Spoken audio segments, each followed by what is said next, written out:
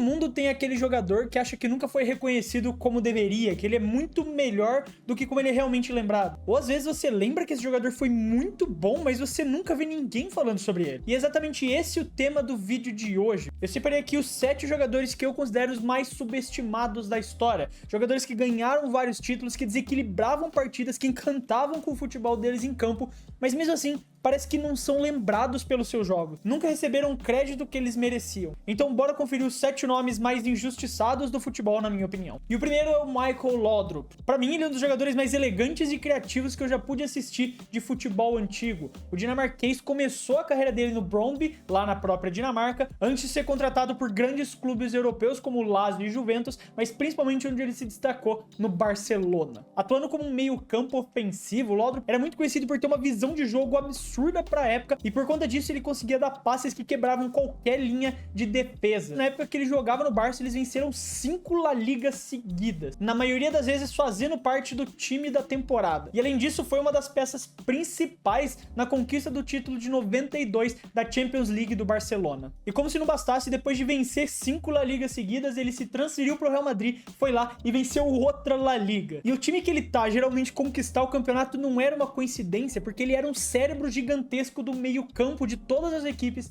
que ele atuou. Ele se posicionava muito bem e conseguia enxergar as linhas de defesa dos adversários como nenhum outro jogador conseguia fazer. E por conta disso, conseguia explorar e criar passes que desarmavam qualquer defesa. Além disso, ele tinha uma ótima qualidade com a bola nos pés, sendo um ótimo driblador e também um motorzinho, que conseguia acelerar o ritmo do jogo com poucos toques na bola. Não à toa ele chegou a ser chamado de maestro, por como ele conduzia o meio de campo, principalmente do Barcelona, mas também de todos os clubes que ele jogou. Ele de fato não era um goleador, mas o que diferenciava ele era exatamente a inteligência tática e os passes precisos para que os outros jogadores ao redor dele, como Romário e Stoichkov, conseguissem brilhar no Barça. Então, exatamente por conta disso, ele nunca recebeu a mesma atenção que esses outros craques do Barça recebiam. Ele era um jogador que desequilibrava partidas e era capaz de mudar o resultado das partidas com os passes, com a visão de jogo e com o posicionamento que ele tinha. E principalmente na época, lá nos anos 90, principalmente na mídia, essas qualidades eram muito menos levadas a sério. Eu não acho que ele era melhor que o Toni Kroos, mas eles faziam praticamente a mesma função. Só que hoje isso é muito mais bem visto nos olhos do público, é muito mais entendido essa questão tática e a importância desse jogador.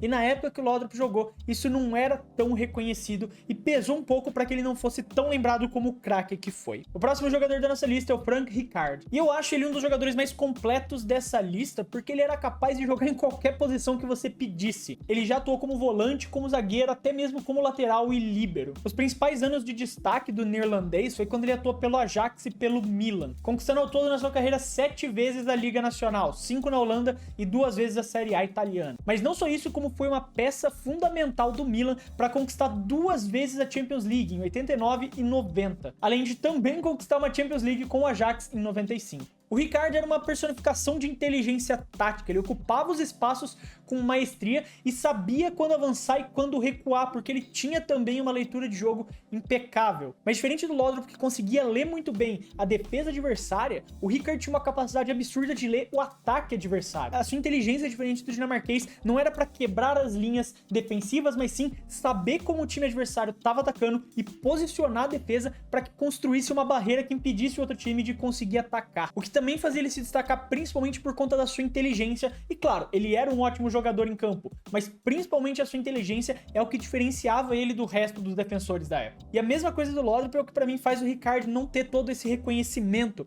porque quando a gente fala principalmente dos anos 90, a questão da mídia, a questão dos fãs ainda não enxergavam tanto essa importância tática, até porque ali nos anos 90 é quando a gente tava vendo o nascimento do futebol moderno. Em todos os times que ele jogou, ele era sempre elogiado exatamente por conta dessa mentalidade, essa concentração, essa capacidade de ficar ligado no 220 o jogo inteiro e conseguir montar sempre a sua parte defensiva para impedir que os adversários conseguissem marcar. E outra coisa que acabou queimando um pouco o nome dele foi quando ele tentou virar treinador depois da sua carreira e acabou não dando muito certo também. Isso só fez um eclipse maior ainda em cima do nome dele no futebol. E o próximo nome da lista é o companheiro de seleção e de Milan dele, o Ruud Gullit. O Gullit era um jogador extremamente versátil que se destacava muito por conta da força física que ele conseguia aliar com a técnica técnica que ele tinha, com essa habilidade que ele tinha com a bola nos pés, que tornava ele um jogador quase impossível de ser desarmado. Tendo atuado tanto como meia quanto como atacante, o Gullit foi capitão da seleção holandesa na conquista da Euro de 1988 e conquistou também as mesmas 2 Ligas dos Campeões pelo Milan que o Rijkaard conquistou. Além disso, ele também venceu 3 Série A's e 3 vezes o campeonato holandês, 2 vezes com o PSV e uma com o Feyenoord. O que diferenciava ele em campo principalmente era o fator coringa dele, porque como eu falei, ele tinha essa combinação de força, velocidade e habilidade com a bola nos pés. Isso fazia dele um pesadelo para qualquer zagueiro, porque você não conseguia vencer ele no corpo e você não conseguia tirar a bola dos pés dele, porque além de ser forte e veloz, ele também era muito habilidoso, ele sabia driblar. E por conta disso, ele conseguia desequilibrar a partida sozinho, furando as defesas e também tendo o chute poderoso que ele tinha. Além disso, a presença dele na área em jogadas de bola parada, como faltas e escanteios, também eram muito complicadas, porque era muito difícil você conseguir se impor contra ele, você conseguir vencer ele em jogadas de corpo, jogadas aéreas. E no Milan, a parceria dele com o Van Basten e com o Rijkaard foi uma das mais icônicas da história do futebol. Só que apesar do impacto evidente que ele tinha, exatamente essa habilidade de conseguir decidir o jogo sozinho, de pegar a bola, conseguir furar a defesa e fazer os gols, ele ainda era muito apagado pelo próprio Van Basten, que também de certa forma foi algo que eclipsou o Rijkaard. Porque o Van Basten era o artilheiro, ele era a figura central daquele time do Milan, era o cara que marcava os gols. Sem falar que o Gullit também sofreu muito com lesões. Esse é um biotipo que costuma causar muitas lesões no jogador. Exatamente como a gente viu na carreira do Ronaldo Fenômeno, que tinha esse arquétipo parecido, de ser um jogador imponente fisicamente, veloz e que driblava muito bem. E a gente viu o que aconteceu com o joelho dele. O Gullit ainda aguentou mais em questão física, mas ainda assim as lesões praticamente acabavam com a carreira dele. E por conta disso, ele não conseguiu ter todo o destaque que ele merecia ter. O próximo jogador da lista é um brasileiro, o Sócrates. Ele foi um dos jogadores mais carismáticos e talentosos que a gente já teve aqui no Brasil. Podendo jogar tanto de atacante e de meia, ele brilhou no Corinthians, mas principalmente pelo nome que ele fez na seleção brasileira. Ele era muito conhecido exatamente por essa técnica refinada que ele tinha com a bola nos pés, parecia um lorde com a bola nos pés, e também os passes extremamente criativos que ele conseguia arranjar, principalmente os passes de calcanhar. E fora de campo ele também ficou muito reconhecido por conta da questão da democracia corintiana, um movimento político que marcou a época aqui no país. Em questão de títulos, o Sócrates não é um jogador que enfileirou troféus. Ele conquistou campeonatos paulistas 3 vezes com o Corinthians, 1 vez o Carioca com o Flamengo e também a taça da cidade de São Paulo com o Botafogo de Ribeirão Preto. Mas o que mais destacava ele era exatamente como ele enxergava o jogo de uma forma diferente. Exatamente como eu falei, parecia que o futebol dele era refinado. Ele era capaz de conduzir a partida no ritmo que ele quisesse. E por conta do porte físico dele, não à toa o apelido de magrão, ele conseguia conduzir o jogo muito bem, com velocidade e agilidade para fazer os seus passes criativos ou as finalizações de longa distância que constantemente desafiavam os goleiros adversários. Só que apesar de todo o talento, toda a liderança que ele teve, ser uma figura muito marcada, o Sócrates muitas vezes é deixado de lado quando a gente fala dos maiores jogadores da história do Brasil, exatamente por ele nunca ter conquistado tantos grandes títulos de expressão.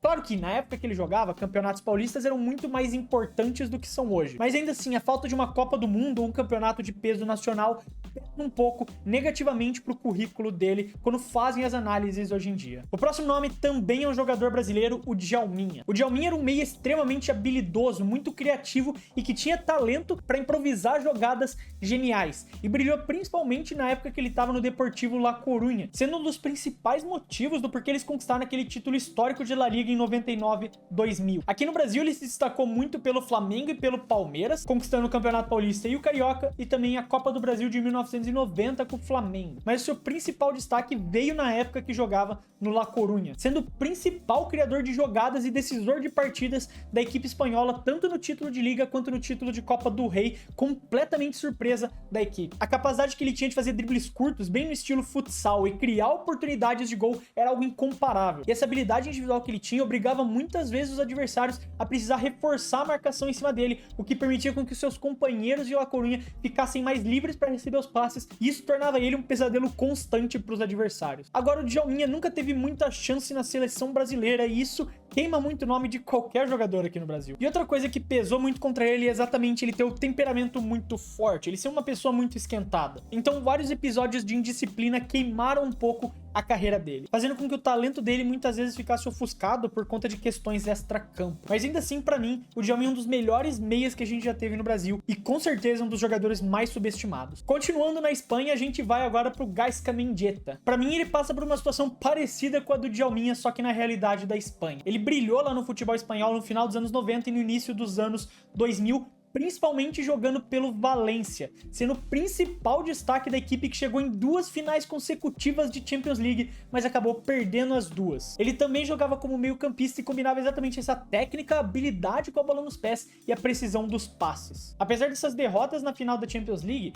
ele ainda assim conseguiu levar o Valência para a glória máxima na Copa do Rei, vencendo a edição de 99 da competição. E no Middlesbrough da Inglaterra, ainda ajudou a equipe a conquistar a Copa da Liga de 2004, chegando inclusive também a perder uma outra final internacional, só que dessa vez da futura Europa League, a UEFA Cup, em 2006. O cara chegou em 3 finais continentais e perdeu as 3. O Mendieta era praticamente o coração do meio de campo das equipes que ele jogou, mas principalmente no Valência, porque ele não era só responsável por criar as jogadas ofensivas, mas também tinha uma contribuição defensiva enorme, quase como um coringa no meio de campo. A visão de jogo dele permitia dar passes precisos para os atacantes ficarem cara a cara com o gol, mas também tinha uma capacidade absurda de voltar e ajudar a marcar na defesa. Ele era um motor que nunca desligava em campo. E apesar de não ser um goleador de fato, tendo marcado só 54 gols ao longo de toda a sua carreira, sempre que ele marcava era um gol importante pro Valência. Só que apesar dessa liderança e da importância da geração de ouro do Valência que ele teve, transformando esse time num time que era realmente capaz de disputar títulos, o fato dele sempre ter perdido as finais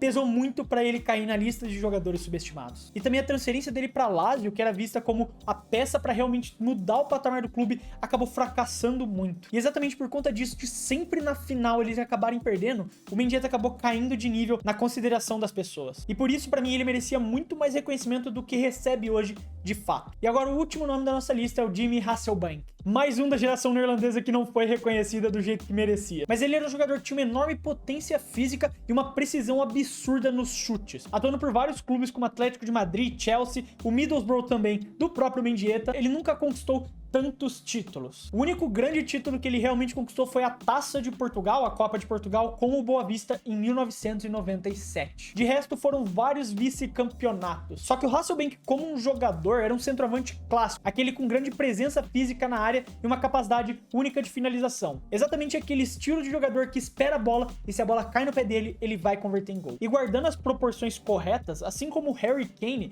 ele também tinha a capacidade de voltar pro meio e ajudar a criar jogadas, se tornando então essa referência central que podia flutuar para criar espaço pro time. Ele conseguia desequilibrar as partidas com essa habilidade clara de transformar chances difíceis em gols, seja com os chutes potentes de fora da área dele, ou nessa capacidade de voltar e abrir espaço para os outros atacantes ficarem cara a cara com o gol. Só que apesar de toda essa consistência e ter marcado quase um gol para cada 2 partidas que jogou em toda a sua carreira, a falta de títulos também pesou muito para ele. Ele foi vice-campeão de muitas coisas. Foi vice-campeão da Europa League, foi vice-campeão da Copa da Inglaterra, foi vice-campeão da Copa da Espanha, e exatamente por sempre que chegava na hora H, ele não conseguia fazer o time dar o próximo passo, acabou pesando contra ele. Mas quando a gente olha pro geral da sua carreira, ele era um jogador que desequilibrava demais as partidas. Só faltou exatamente a questão do título pro Hasselbank conseguir dar esse próximo passo. Mas aí tá, esses pra mim são os 7 jogadores mais subestimados da história do futebol. Eu quero saber a sua opinião, se faltou algum nome, deixa aqui nos comentários pra gente ficar sabendo. Se você gostou do vídeo e quiser ajudar o Clube do Fute, você pode fazer isso se inscrevendo no canal, porque isso ajuda muito a gente a poder continuar produzindo esses vídeos. Eu quero deixar um abraço pra você que ficou até aqui e até o próximo vídeo.